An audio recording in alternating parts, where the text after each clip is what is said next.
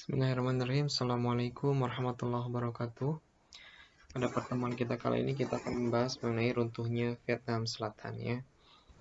Oke, diawali dengan Perang Indochina pertama ya, tahun 1946 sampai 1954. Nah, Perang Indochina ini antara Viet Minh dan pasukan Prancis. Nah, apa alasan pasukan Prancis melakukan peperangan di wilayah Vietnam atau di wilayah Indochina ya. Indochina itu kan termasuk Kamboja, Laos, Vietnam yang sekarang ya. Nah, alasannya adalah karena mereka ingin kembali berkuasa ya di kawasan Indochina. Terjadilah peperangan antara Viet Minh dan pasukan Prancis hingga akhirnya Prancis berhasil dikalahkan. Nah, dari kekalahan Prancis ini, setelah kekalahan Prancis, terjadi sebuah konferensi ya, internasional di Jenewa. Nah, dari konferensi tersebut akhirnya menjadi pemicu dari gencatan senjata ya. Nah, gencatan senjata serta ditetapkannya garis demarkasi antara Vietnam Utara dan Selatan.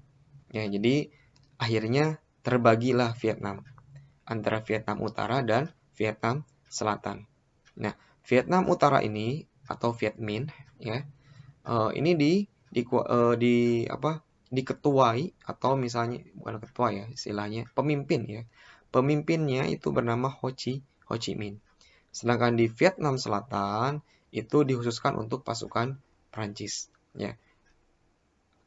Nah, meskipun banyak penduduk dari Vietnam Selatan ya, yang di dalamnya ada yang pro dengan Viet Minh ya, maupun ada yang kontra dengan Viet Minh ya. Nah, salah satu yang kontranya adalah dia yang pemimpin Vietnam Selatan bernama Ngo Dinh Diem. Nah, Ngo Dinh Diem ini berhaluan apa? Demokrasi liberal ya. Jadi antara Vietnam Utara dan Vietnam Selatan perbedaannya adalah dalam hal ideologi ya.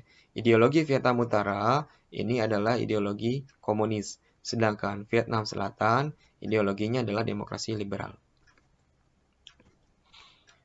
Oke, nah setelah itu dibentuk badan ya, karena sudah ada gencatan senjata maka dibentuklah badan yang disebut sebagai International Control Committee ya. Badan ini dibentuk fungsinya untuk melakukan pemilihan umum di wilayah Vietnam ya. Namun yang terjadi apa? Yang terjadi adalah oke, Vietnam Selatan siap untuk melakukan pemilihan umum dibantu dengan Amerika ya. Namun Vietnam Utara justru lebih memilih melakukan secara militer. Nah, inilah awal mula terjadinya konflik Vietnam ya. Vietnam Utara dengan Vietnam Selatan yang dibantu oleh Amerika. Nah, pertanyaannya, kenapa Amerika capek-capek mau membantu Vietnam Selatan dalam perang ya? Nah, hal ini terjadi karena apa? Ideologi yang dianut oleh Vietnam Selatan ya berbeda dengan ideologi yang dianut oleh Vietnam Utara. Karena Amerika ini menolak ideologi komunis berkembang di wilayah Indochina. Ya, salah satunya adalah di wilayah Vietnam Vietnam Utara. Jadi nggak mau. Nah, kita bahas pasukan Vietnam Selatan dulu ya. Pasukan Vietnam Selatan ya, yang tokoh yang terlibat diantaranya adalah Perdana Menteri dari Vietnam Selatan bernama Ngo Dinh Diem, lalu ada dukungan dari Amerika. Nah, dukungan Amerika Serikat ini berupa dalam bidang militer ya, kekuatan militer pasukan-pasukan Amerika ya. Lalu dalam bidang ekonomi ya, bantuan-bantuan dalam hal keuangan maupun dalam hal barang ya, ekonomi. Nah, alasan dukungannya tadi adalah karena Amerika menolak ideologi komunis di Indochina. Bagaimana pasukan Vietnam Utara? Nah, pasukan Vietnam Utara ini bisa disebut sebagai pasukan kemerdekaan ya. Kenapa? Karena pertama mereka adalah kelanjutan dari Viet Minh ya, karena organisasinya juga Viet Minh ya, atau Liga Kemerdekaan Vietnam ini tuh ya, sebutnya Viet Minh. Nah, tokoh yang terlibat adalah Ho Chi Minh. Nah, ini adalah Ho Chi Minh. dengan pasukan gerilyanya ya, Viet Cong ya. Dan penerus dari Viet Cong nanti ada National Front for the Liberation of Vietnam ya. Ini sebenarnya adalah istilahnya kayak sebuah negara ya. Negara liga ya, negara yang ingin mendeklarasikan kemerdekaan dengan ideologi komunis ya. Nah, kita lanjut ke bagaimana bisa terjadi konflik tersebut ya. Konflik tersebut tadi ya diawali dengan karena ketidaksetujuan dalam melakukan pemilihan umum dan lebih memilih dalam konflik militer ya atau peperangan. Nah, awal mulanya sebenarnya adalah karena Viet Cong ini, pasukan gerilya ini berhasil berkembang ya.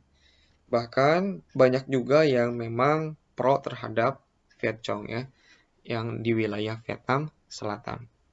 Bahkan kader-kadernya itu terdiri dari penduduk dari Vietnam Selatan maupun Vietnam Utara. Nah, penerus dari Viet Cong ini bernama National Front for the Liberation of Vietnam ya. Ini didirikan sekitar tahun 1960 dan ini adalah istilahnya apa ya? Tanda bahaya ya. Viet Cong dan adanya ini tuh adalah tanda bahaya bagi Amerika Serikat. Nah, sehingga nanti mulailah pertarungan secara militer dengan diawali John F. Kennedy ya selaku Presiden AS ketika itu mengirim bantuan militer AS ke Vietnam secara besar-besaran dalam menghadapi perang tersebut ya. Lalu pada tahun 1970 akhirnya perang semakin melebar hingga daratan Laos dan Kamboja ini termasuk Indochina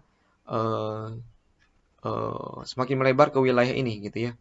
Nah, karena melebar sampai Laos dan Kamboja sehingga mulai muncul gagasan untuk usaha perdamaian karena sudah berlebihan ya. Nah, akhirnya AS mulai menurunkan intensitasnya dengan apa? Dengan mengurangi jumlah pasukan yang dikirimkan ke wilayah Vietnam ya. Selain itu juga AS menurunkan intensitas ini kenapa? Karena di AS nih ini fotonya, ini banyak yang demonstrasi untuk mengakhiri perang ya di wilayah Vietnam ya.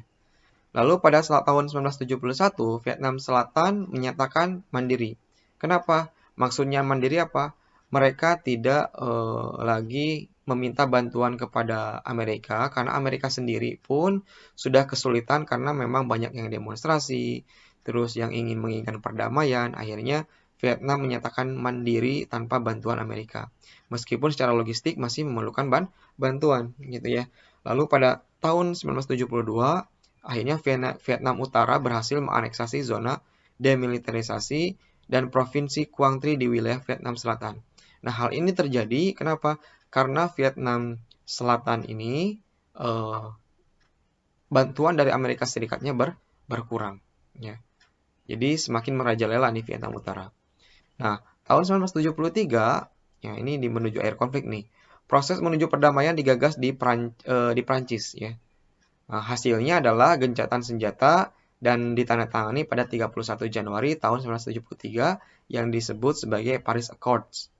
Nah, pada tahun 1974 akhirnya Vietnam Utara justru melanggar Paris Accord ini. Ya, kesepakatannya dilanggar hingga akhirnya terjadilah perang kembali dan penyerbuan ke daerah-daerah Vietnam Selatan hingga Presiden Vietnam saat itu Nguyen Van Thieu mengundurkan diri dan terbang ke Taiwan. Ini maksudnya adalah Vietnam Selatan ya. Presiden Vietnam Selatan ketika itu mengundurkan diri dan terbang ke Taiwan ya. Tahun 1975 Saigon, ibu kota Vietnam berhasil dikuasai seluruhnya. Dan ini menjadi tanda kemenangan daripada Vietnam Utara dan berhasil menyatukan Vietnam Utara dan Selatan. Nah, terakhir pada 2 Juli 1976 akhirnya pemerintahan militer dibentuk dan diproklamasikan Republik Sosialis Vietnam dengan ibu kota Hanoi ya. Dampak perangnya yang pertama adalah dana habis banyak ya. 200 miliar ya.